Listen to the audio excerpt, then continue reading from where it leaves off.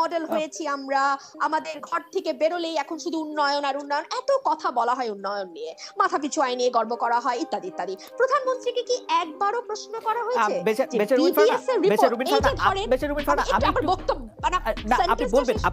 আপনি বলবেন সেন্টেন্সটা শেষ করবেন, আপনি বলবেন আপনি সংসদ সদস্য ছিলেন, সংসদে আপনি 4 বছর থেকেছেন, আমি দায়িত্ব নিয়ে বলছি, আমি জেনে বলছি আপনার বক্তব্য প্রধানমন্ত্রী শেখ হাসিনা উপভোগ করেছেন। আপনি তাকে তীক্ষ্ণ ভাষায় সমালোচনা করেছেন, প্রশ্ন করেছেন, আপনাকে যেন যথেষ্ট পরিমাণে সময় দেওয়া হয় সেই জন্য তিনি চিফ হুইপদের নিশ্চিত করেছেন যে আপনি যাতে যথেষ্ট পরিমাণে সময় পান, এই মেসেজ যেন স্পিকারের কাছে যায়। এই কারণ তিনি হচ্ছেন যে মানে ব্যাপারটা কিন্তু আপনার কথাও যে তিনি খুব মানে আপনি যেভাবে বলছিলেন যে খুব মুগ্ধ হয়ে খুব একটা ফেভারেবল পজিশনে বসে, ব্যাপারটা কিন্তু এরকম না। এবং আপনি যেই কথাগুলি বলছিলেন আমি শুধু মন্তব্যটি করে রাখি, সেই প্রশ্ন করা হয়েছে ফার্মার্স ব্যাংক নিয়ে, তাকে প্রশ্ন করা হয়েছে মহিউদ্দিন খান আলমগীরকে নিয়ে প্রশ্ন করা হয়েছে, এই প্রশ্নগুলি তাকে করা হয়েছে আসলে। বেস্ট ফারনা খালেদ, আপনি যদি আমার বাক্যটি শেষ করতে দেন তাহলে যে সুবিধাটা হয় সেটা হচ্ছে আমার মনে থাকে। না ধরেন আমি ভুলে গেছি, দীর্ঘ আলাপ করেছেন তো আমি আমার কি বাক্য বলতে গেছিলাম ভুলে গেছি, আপনি এই মুশকিলটা হয়। যদি বাক্যটুকু শেষ করতে পারলে তখন একটু সুবিধা হয়। আচ্ছা আমি একটু ছোট বাক্য ব্যবহার করলে সুবিধা হয়, বড় বাক্যতে হ্যাঁ উন্নয়নের বয়ান। জি উন্নয়নের কি করব বলেন, আমার বাক্য একটু লম্বা বাক্য হ্যাঁ ছোট করে বললে আমার একটু ইন্টারাপ্ট করতে সুবিধা হয়, মানে বুঝতেই পারেন ফারহানা আমি আসলে বেতনই পাই এর জন্য আপনি কেন জানি আমার কথাতে ইন্টারাপ্ট করতে খুব ভালো লাগে। না কারণ হচ্ছে এর একটা কারণ হতে পারে যে নাইম বাইরে যে আমি ইন্টারাপ্ট করতেছি এটা আপনি শুনতে পাচ্ছেন না, এটাও হতে পারে, মানে এটা টেকনিক্যাল একটা ফল্ট আমাদের। খুব ভালো শুনতে পাচ্ছি। Okay please continue, please continue করুন। উনাকে আপনি কোনো প্রশ্ন করেননি, পরের দফায় দুই দফায় কোনো কোশ্চেন করেননি, প্লিজ এটা আবার দেখেন আবার একটু আপনি।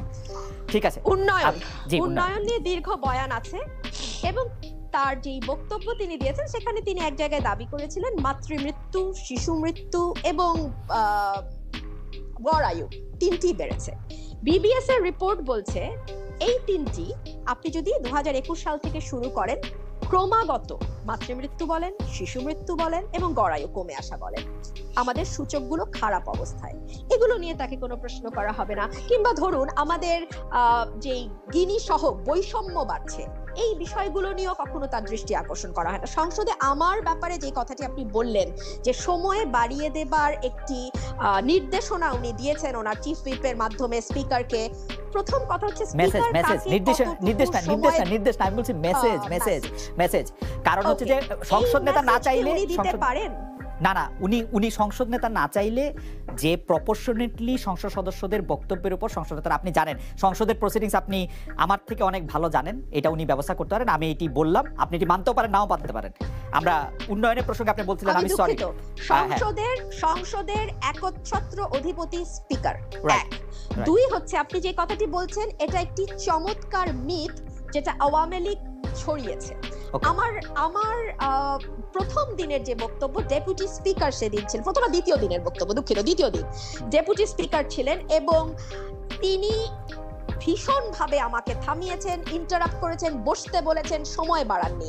এবং আপনি যদি আমার ধারাবাহিক স্পিচগুলো দেখেন, একটা মিনিট খালেদ বাড়ানোর জন্য আমি নিজে কতবার স্পিকারের রুমে গেছি, কাকুতি মিনতি করেছি, আপা 10 মিনিট না 11 মিনিট দেন, আপা 11 না 12 দেন। এইটা নিয়ে কি পরিমাণ জুতার তলা আমি ক্ষয় করেছি, আমি সংসদে ছিলাম তো আমি জানি। প্রধানমন্ত্রীর ন্যূনতম পজিটিভ নডিং যদি থাকতো খালেদ, আমার এতবার স্পিকারের রুমে গিয়ে হাতে আমি এটা নিয়ে আর কোনো কথা বলতে চাই না, আমি আপনাকে এটা নিয়ে আর কোনো কথা বলতে চাই না। এই কথা উঠলো, জি আমি আপনাকে আরেকটা কথা একটু বলি, আমি আসতেছি, আমি অবশ্যই আপনার প্রশ্নে আসতেছি। আরেকটা কথা একটু বলি, সময়ে সংক্ষেপ আমাকে বলা হতো আপনাকে 10 মিনিটের বেশি দেওয়া যাবে না, পরে চাইলে 2 মিনিট হয়তো বাড়ানো হবে।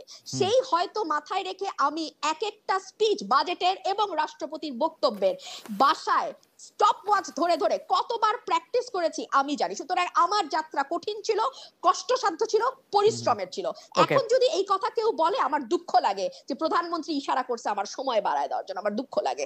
আচ্ছা আপনার প্রশ্নে আমি আসি, হ্যাঁ, যে আমাদের নেতা কে হবে এটা যেহেতু আমরা বলতে পারি না, মানুষ আমাদেরকে কেন আমি আসবো, হ্যাঁ আচ্ছা তো সবই সত্য, আমরা নির্বাচনে কেন আসবো।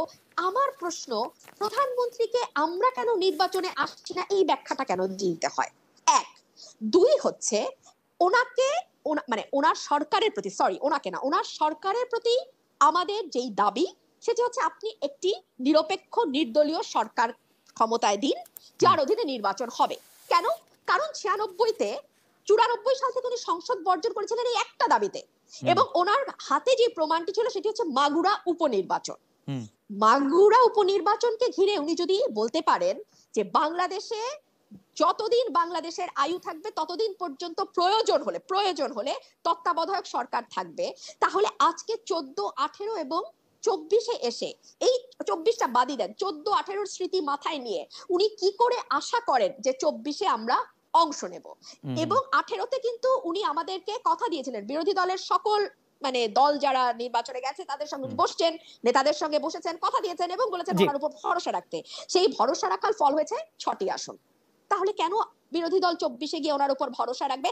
আর একটা ছোট উদাহরণ দিয়ে আমি শেষ করছি আমার আমাদের যে এখন স্থানীয় সরকার নির্বাচনগুলো হচ্ছে, হ্যাঁ, সেই স্থানীয় সরকার নির্বাচনে একটাই নির্দেশনা ছিল আওয়ামী লীগের তরফ থেকে, মন্ত্রী এমপিদের আত্মীয় যেন প্রার্থী না হয়। সেটুকুও এনশিওর করা যায় নাই। ওবায়দুল কাদেরের ভাগনা এবং ভাই প্রার্থী হচ্ছেন, পরে অবশ্য আত্মীয়র সংজ্ঞাই নাকি পাল্টায় গেছে। আচ্ছা, সেই আলাপেও যাব না, শুধু এটুকু বলি, যেই দলের সভানেত্রী এতটুকু কন্ট্রোল নাই নিজের দলের সাধারণ সম্পাদকের উপর, সেই দল কি করে এই অ্যাসুরেন্স দেয় বিরোধী দলকে যে তার 300টা কনস্টিটুয়েন্সিতে তার দলের প্রার্থীরা একটি সুষ্ঠু নির্বাচন হইতে দিবে? বেরিসা ফারহানা কন্ট্রোল ছাড়াই উনি 16 বছর ধরে ক্ষমতায়, আরো 4 বছর নিশ্চয়ই থাকবেন। এখন সেটাও আপনারা একটু বিবেচনা করবেন আর কি। আর আমি একটু জনাব নাইমুল ইসলাম খানের কাছে আসার আগে আমরা একটু দর্শকদের কাছে প্রশ্ন করেছিলাম যে আওয়ামী লীগের সাধারণ সম্পাদকের বক্তব্য ছিল, জনাব ওবায়দুল কাদের বলেছিলেন বিএনপি আবার ক্ষমতা আসতে পারলে বাংলাদেশকে রক্তস্রোতে ভাসিয়ে দেবে। আপনারও তাই মনে হয় কিনা? শতকরা 17% দর্শক মনে করছেন যে হ্যাঁ তার তাই মনে হয়, শতকরা 83% মনে করছেন না তা মনে হয় না। 59,000 দর্শক ভোট দিয়েছেন। জনাব নাইমুল ইসলাম খান, আমাদের প্রশ্ন হচ্ছে যেটি আসলে ব্যারিস্টার রুমিন ফারহানা কিছুটা কথাটা শুরু করেছেন, সেটি হচ্ছে যে স্বজনের সংজ্ঞা পাল্টে দেওয়া। প্রথমে কিন্তু স্পষ্ট বলা হয়েছিল মানে বাংলাদেশে মানে এগুলি সবই আপনার জানা যে একটি ফেভারেবল বিরোধী দল দিয়ে 24 সালের ইলেকশন করা হয়েছে, যে ইচ্ছা সে করতে পারবে, নৌকাও থাকতে পারবে, ইগল মার্কাও হইতে পারবে, সবই। এইবার যে উপজেলা নির্বাচনের ক্ষেত্রে বলা হয়েছে যে আত্মীয় স্বজন যাতে না হয়, পরে স্বজনের সংজ্ঞা পাল্টে দিয়ে বলা হলো স্বজন বলতে উনি বুঝেন, প্রধানমন্ত্রী বললেন কিন্তু সংবাদ সম্মেলনে, স্বজন বলতে উনি বুঝেন স্বামী বা স্ত্রী বা ছেলে মেয়ে। এই কথা কি উনি মানেন? তাহলে উনার বোন শেখ রেহানা কি প্রধানমন্ত্রীর বোন হিসাবে আলাদা গুরুত্ব পান না? উনার যে আত্মীয় স্বজন আজকে দক্ষিণ ঢাকার মেয়র বা আরো আরো আরো আত্মীয় স্বজন যারা আছেন, তারা কি প্রধানমন্ত্রীর আত্মীয় বলেই গুরুত্ব পান না? তারা তো তার ছেলে মেয়ে নন। মানে এই ব্যাপারটিকে আপনি আসলে কিভাবে দেখেন যে উনি সংবাদ সম্মেলনে স্বজনের সংজ্ঞা একটা নতুন সংজ্ঞা দিলেন, যে স্বজন বলতে আমি বুঝি স্বামী স্ত্রী। বেশি কারণ আপনি বোধহয় শুনতে পাচ্ছেন, আমি নাইম ভাইকে প্রশ্ন করছি। তো স্বামী স্ত্রী এবং ছেলে মেয়ে ছাড়া, স্বামী স্ত্রী বা ছেলে মেয়ে ছাড়া স্বজন হবে না। জি, আপনাকে ধন্যবাদ। আমি প্রশ্নের জবাব দিচ্ছি, তার আগে ছোট্ট কথা বলি যে আমরা যে বলি যে প্রধানমন্ত্রীকে পার্লামেন্টে আপনি বললেন যে তীক্ষ্ণ প্রশ্ন করা হয় না, এবং আমি বলবো এর জন্য প্রধানত দায়ী আমাদের প্রধান বিরোধী দল সংসদে নেই। এটা আমি আবার বলে রাখছি, কারণ আমরা এই প্রশ্ন কার কাছ থেকে আশা করব? সরকারের সাথে সহযোগিতায় যারা, তাদের কাছ থেকে এই প্রশ্ন আসে। সুতরাং ফান্ডামেন্টাল নিয়ে আলোচনা করেন। বিএনপি যেদিন মানে রাজনীতি করবে, সংসদে থাকবে, বিরোধী দল হিসেবে বা সরকারি দল হিসেবে প্রতিপক্ষ হিসেবে যদি শক্তিশালী থাকে, তখন এসব প্রশ্ন হয়। এখন হবে না তেমন কোনো প্রশ্ন, এখন জেনারেল প্রশ্নগুলি হবে।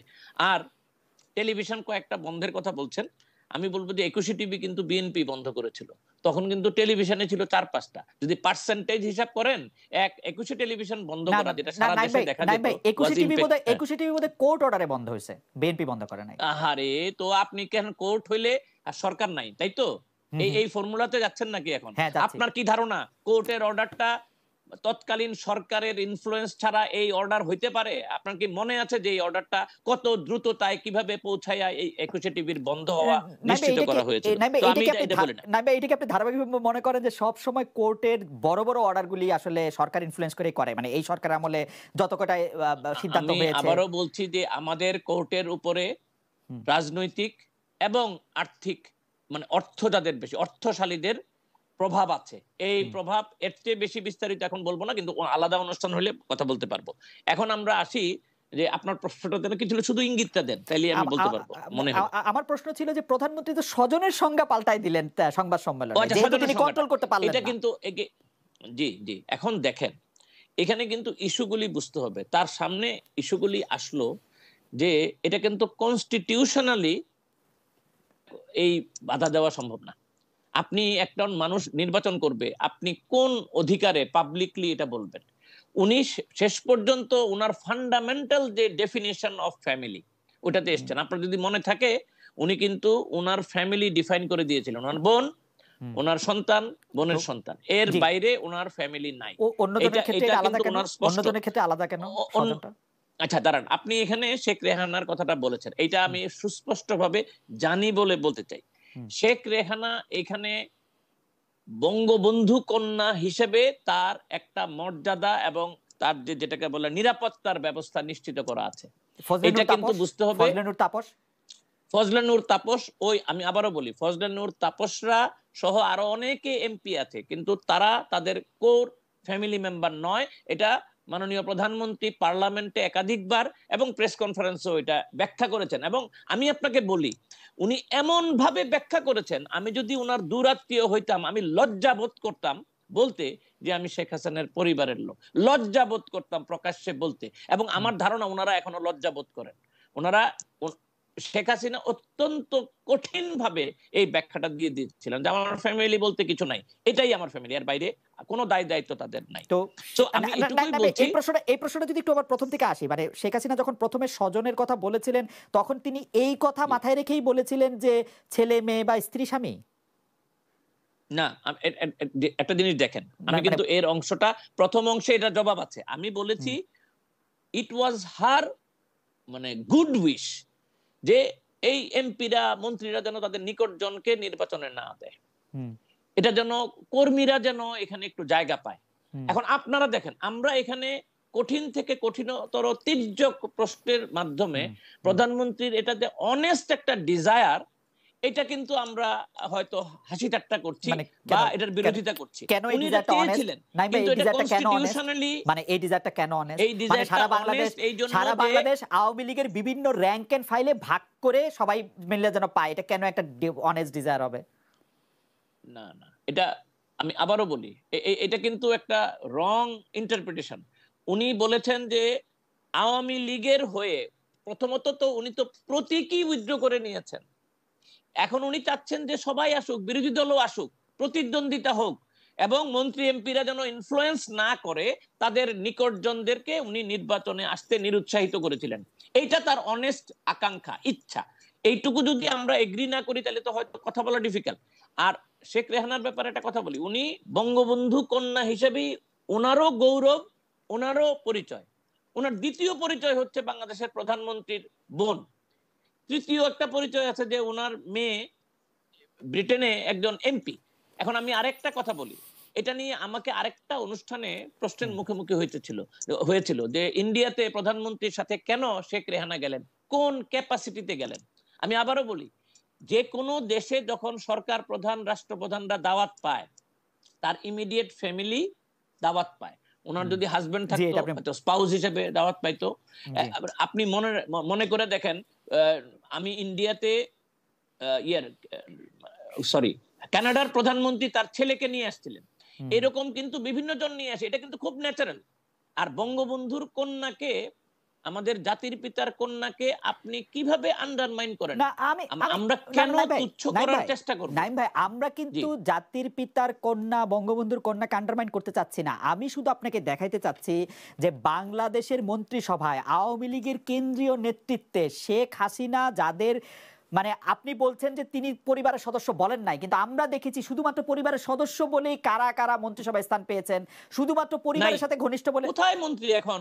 পরিবারের লোক মন্ত্রী কোথায়? এখন পরিবারের লোক মন্ত্রিসভায় কোথায়? এখন তো না, পরিবারই নাই মন্ত্রিসভায়। নাই, এখন অনেক আগে ছিল। জি, পরিবারের সংখ্যা তো সংখ্যার কারণে না, শেখ সেলিম অনেক আগে মন্ত্রী ছিল, এখন অনেক দিন যাবতই নাই। পরিবার কোথায়? শেখ হাসিনার মেয়ের শ্বশুর ছিলেন, শেখ হাসিনার মেয়ের শ্বশুর ছিল। আমি তো বললাম, মেয়ের শ্বশুর হওয়া ছাড়া উনি কেন ক্যাবিনেটে স্থান পাইছেন আপনি আমাকে বলেন। না, মেয়ের শ্বশুর উনি কিন্তু অযোগ্য লোক না। বাংলাদেশে মন্ত্রিসভায় আবারও